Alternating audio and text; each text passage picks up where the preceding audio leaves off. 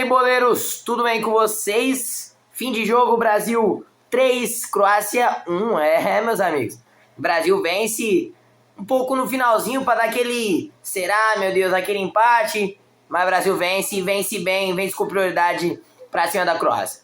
Então já se inscreve no canal, faz tudo o que tem que fazer, siga nós aqui também lá nas redes sociais. TikTok em breve vai voltar, calma, dia 1º de abril, o TikTok voltou. Não sei. Vamos ver. Essa semana tá de volta, fica tranquilo. Então vamos pro vídeo, né? Vamos para aquele vídeo falar um pouquinho rápido sobre esse jogo do Brasil, um pouco de alguns atletas, né? Eu citei 4 aqui pra gente falar um pouco deles, foi o destaque da partida. O primeiro tempo muito bom do Brasil, cara, muito interessante, né? Mas eu falei a mesma coisa contra a França. Só que o Brasil, eu falo pra você, ser bem sincero, uma coisa que eu vi no jogo. Esse toquinho, toca aqui, volta, toca ali, volta e toca, não vai arrumar nada. E se for desse jeito, não arruma nada. Tem que ter a jogada individual. Aonde que o Brasil conseguiu se sobressair da Croácia no primeiro tempo? Jogadas individuais. Bola no Luiz Henrique, corte, e aí conseguia criar algumas jogadas. O Brasil tanto que faz o gol em uma jogada bem trabalhada, uma bola do Matheus Cunha que passe, e aí onde o Vini faz a jogada individual, primeira jogada individual e a única que ele acertou no jogo, onde consegue fazer o toque pro Danilo Santos chegar e fazer o gol. Mas o Brasil, que sempre foi o time do drible, e isso eu falo num todo, eu falo isso pra todo mundo, que o nosso futebol sempre foi isso, drible, alegria. Só que ultimamente, na base, em todo lugar, nas escolinhas, né, o futebol brasileiro tá tentando imitar o futebol europeu, que tinha que ser o contrário. Eles tinham que imitar o nosso futebol, não nós imitar o deles. Porque o nosso futebol é o drible, é uma jogada individual, uma jogada diferente. E hoje a gente vê muito pouco disso no Brasil. Poucos jogadores que fazem essas jogadas. É lógico que quando a gente fala de jogadas diferentes, a gente vai lembrar do único cara que sempre fez, independente da situação, que era o Neymar. Isso é indiscutível, gente. Não tem discussão de Neymar na seleção, de Neymar no futebol. Quem discutir isso, aí quer puxar outros assuntos, né? Porque não tem nada a ver com futebol. Porque quando a gente fala de futebol e bola jogada, Neymar não é discussão nenhuma, né? Não tem assunto. Mas o Brasil hoje tinha um jogador que puxava essa jogada individual. No papel, tinha 2. Mas no jogo jogado, só um fez isso. No papel, o Vini tinha que fazer isso, né? Se a gente olhar o Vini no Real Madrid, ele faz isso. Jogada individual é com ele. Sai na frente, corta, faz isso, faz aquilo. Só que no Brasil eu não sei o que acontece com o Vini. É uma coisa... tem que ver isso, porque é uma coisa muito séria com o que acontece na seleção. Que o Vini joga uma bola no Real Madrid e não consegue fazer esse futebol no Brasil. E isso há muito tempo, né? Tanto que o Vini tem, eu acho que, nem 8 gols pela seleção brasileira, muito pouco para quem ele é no futebol mundial. Mas o Brasil em si fez um bom primeiro tempo. O segundo tempo um pouco abaixo, mas, cara, sofre com as mesmas coisas. Não faz toque errado, porque esse toquinho, uma hora vai errar. E o Brasil não tem lateral. Essa é a verdade. A gente viu o Ibanez o tempo inteiro ali na lateral direita, ele é zagueiro de ofício. Entra o Danilo também para cobrir ele, mas é um zagueiro. E o Danilo também, eu acho que, com todo o respeito ao Danilo, com todo o respeito que ele já fez na seleção, eu acho que já deu. Tem algumas coisas que tem que ter o momento de acabar. E eu preciso falar do gol da Croácia. Porque Bento, horrível, saiu horrível. Pra mim não é um terceiro goleiro que eu chamaria. Eu convocaria muito mais o Hugo Souza no lugar dele, né? Que o Alisson foi cortado, né? Mas eu convocaria muito mais o Hugo Souza como terceiro goleiro, que eu acho que é a convocação oficial do Carleto. Eu acho que ele não vai inventar muito. Mas o gol da Croácia em si foi uma boa jogada da Croácia.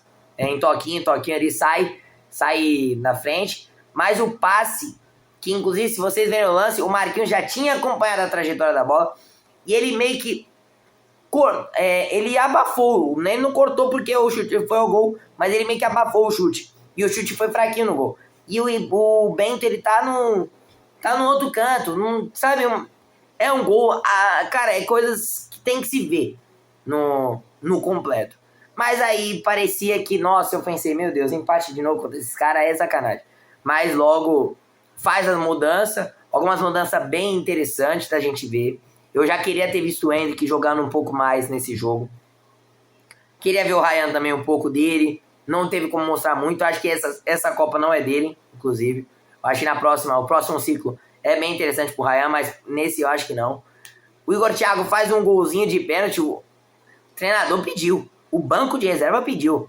Né? A torcida vaiou ali, mas bateu muito bem. Comemorou porque sabe que tá na seleção é uma chance muito grande. Comemorou bem. Eu gostei da comemoração dele porque mostra que ainda há um amor pela camisa, né?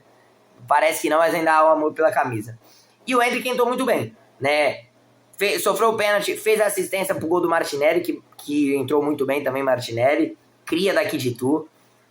Garoto que entrou. Bateu de primeira, até ia falar... Na hora que ele bateu, eu falei, puta, não bate de primeira. Aí foi no cantinho.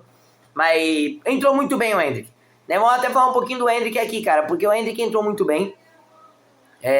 Eu já havia falado dele aqui no canal. O Endrick é um garoto que tem estrela. É predestinado, né? Que se diria. Pode ser muito novo. Pode ser muito garoto ainda. Mas no momento que essa bola sobrar, ele tem estrela. E às vezes, na Copa, é muito melhor contar com uma estrela de um garoto do que com um experiente que não vai nem ajudar o time. Como eu cito, talvez o Danilo, que talvez eu acho que ele vai, mas nem vai chegar a jogar. Né? E o Endrick é um cara que a bola pode vir quadrada, pode vir redonda, pode vir do jeito que for. Ele tem estrela e eu acho que a estrela dele é pra brilhar. E eu acho que pra brilhar numa final de uma Copa é um 2 também, pra ser um gol. Pra bola vir horrível e ele bater de cabeça, sei lá, fazer um gol do Hexa também tá aí, gente. O garoto tem estrela, eu acho que é um bom nome, eu acho que...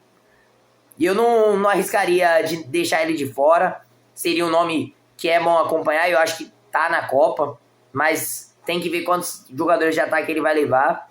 Mas eu acho que tá na Copa, eu acho que é um dos nomes. Isso é inegável, o moleque entrou muito bem. E merece, né? Merece porque trabalha pra isso e luta constantemente.